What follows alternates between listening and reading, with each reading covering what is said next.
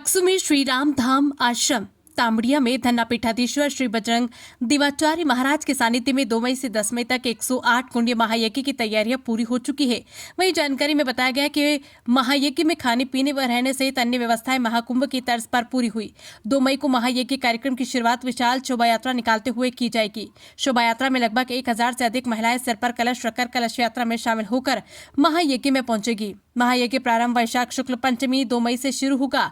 मंडप प्रवेश दोपहर 12 बजे, अग्नि स्थापना 12 बजे, यज्ञ पूर्णाहुति वैशाख शुक्ल त्रयोदशी 10 मई को समापित होगी। यहाँ महायज्ञ में प्रतिदिन विशाल भंडारे का आयोजन भी किया जाएगा। महायज्ञ में आने वाले छोटे बच्चों के मनोरंजन के लिए झूले, चक्री सहित अन्य संसाधन लगाए जाएंगे। महायज्ञ कार्यक्रम में प्रदेश सहित आसपास के पदाधिकारी व जनप्रतिनिधि सहित हजारों श्रद्धालु भाग लेंगे। महायज्ञ में श्रद्धालुओं के लिए विश्राम गृह, डोम, शौचालय, पेयजल, भोजन, प्रसादी, साफ सफाई, गर्मी को देखते हुए ठंडक के लिए विशेष इंतजाम किए गए। महायज्ञ में संत महापुरुष और श्रद्धालु लाखों आहुतियां देकर क्षेत्र और प्रदेश की सुख समृद्धि, अमन चैन की मंगल कामना करेंगे। चाकसू से संवाददाता अशोक प्रजापति की रिपोर्ट। श्री राम धाम तांबड़िया में 2 मई से 10 मई तक 108 कुंडीय महायज्ञ जगत गुरु बजरंग देवाचार्य जी महाराज के सानिध्य में होने जा रहा है। कल 2 मई को सवेरे 7:30 बजे विशाल कलश यात्रा और शोभा यात्रा निकाली जाएगी। दोपहर 12 बजे अग्नि मंथन से अग्नि प्रज्वलित कर यज्ञ का शुभारंभ होगा। दिनेश जी द्विवेदी यज्ञाचार्य होंगे और यहाँ आने जाने के लिए ठहरने की सभी व्यवस्था की गई है। आश्रम में जो भी व्यक्ति आएगा उसके खाने पीने और रहने की पूरी व्यवस्था समिति द्वारा की गई है।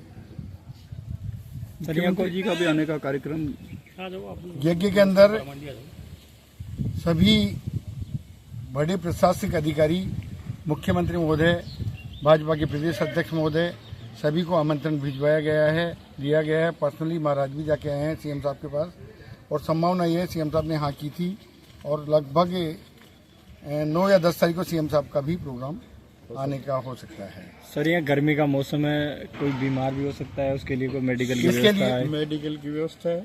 इसके लिए मेडिकल के लिए अपने गेट के ऊपर एक डॉक्टरों की टीम 24 घंटे उपलब्ध रहेगी। वो पूरी व्यवस्था यहाँ रखी गई है, पीने, खाने, रहने, मेडिकल की व्यवस्था। इसके अलावा पुलिस कर्मी के लिए भी हमने एक अलग कंट्रोल रूम बनाया गया है, उसमें लगभग 50 पुलिसकर्मी भी यहाँ तैनात रहेंगे। सर, ये कार्यक्रम रात को भी चलेगा या दिन में ही चलेगा? नहीं, ये कार्यक्रम यज्ञ का हमेशा दिन में ही होता है, यज्ञ का कार्यक्रम रात को नहीं होता है। कोई सांस्कृतिक कार्यक्रम? 4 तारीख को मैं आपको विशेष बता दूं, 4 मई को महाराज जी का जन्म जयंती महोत्सव है। गत वर्ष ये जन्म जयंती महोत्सव ओंकारेश्वर में हुआ था।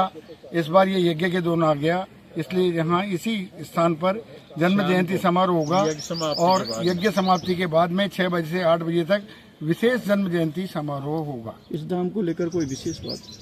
धाम यही है कि ये धाम के लिए महाराज जी कभी किसी के आगे हाथ नहीं फैलाया कि महाराज जी ने कि जाओ ये आश्रम के लिए हमें ये चाहिए।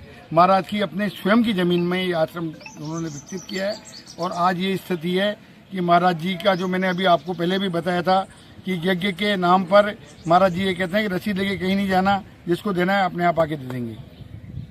सर, इसमें जो ये महायज्ञ हो रहा है, इसमें आसपास क्षेत्र के लोग आएंगे या स्टेट के बाहर के लोग भी आएंगे? सर देखो, हरियाणा, पंजाब, दिल्ली, राजस्थान, मध्य प्रदेश, राजस्थान तो पूरे राजस्थान के लोग आएंगे और शेखावटी और अपने नागौर साइड से भी आएंगे। जोधपुर, बाड़मेर, फलोदी, सभी क्षेत्रों से इस यज्ञ में लोग आएंगे। महाराज के जो अनुयायी हैं, ऑल इंडिया नहीं, विदेशों में महाराज के कई अनुयायी हैं जो इस यज्ञ में शामिल होंगे। मनोरंजन के लिए भी है कोई? मनोरंजन के लिए बाहर लगाए हुए हैं, मनोरंजन वाले साधन, झूले हैं, चक्री है और सभी तरह की व्यवस्था है। रासलीला भी होगी ना? हाँ, वो रात को रासलीला वगैरह जो रामलीला, रासलीला ये तो चलता ही है।